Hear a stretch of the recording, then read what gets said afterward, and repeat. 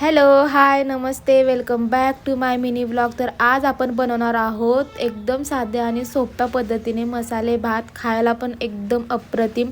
तर सगळ्यात आधी मी इथे कुकर ठेवून घेतलेला आहे. तो कुकर गरम झाल्यानंतर त्यामध्ये 2 पळी तेल टाकलेलं आहे. त्यानंतर मग खडा मसाला आणि कांदा टाकून घेतलेला आहे. कांदा एकदम लालसर झाला की मगच त्यामध्ये मिरच्या टाकून घ्यायच्या आहेत. तुम्हाला जसं तिखट लागतं त्यानुसार तुम्ही मिरच्या टाकून घ्या. मी इथे 4 मिरच्या टाकून घेतलेल्या आहेत. तुम्ही ही रेसिपी नक्कीच ट्राय करा आणि ह्याच्यामध्ये व्हेजिटेबल्स तुम्हाला टाकायचे असेल तर ते पण टाकू शकता. मी इथे टाकत नाही आहे. एकदम साध्या सोप्या पद्धतीने बनवते. त्यामध्ये मी टोमॅटो टाकून घेतलेला आहे आणि चांगला असा परतून घेतलेला आहे. त्यामध्ये कोथिंबीर, लसूण आणि अद्रकची पेस्ट घालून घेतलेली आहे. त्याला पण चांगलं परतून घ्यायचं. तुम्ही झटपट असं काय बनवायचं असेल आणि कंटाळा आला असेल तर काय बनवता नक्की कमेंटमध्ये सांगा मला. तर मी आता ह्यामध्ये मसाले टाकून घेणार आहे.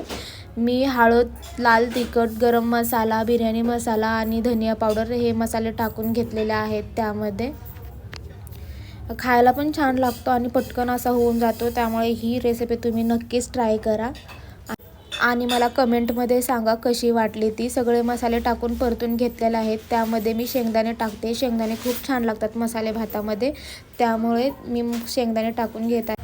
तुम्ही यामध्ये सोयाबीन, चणे पण टाकू शकता. तर मी इथे चवीनुसार मीठ टाकून त्यामध्ये पाणी टाकलेलं आहे.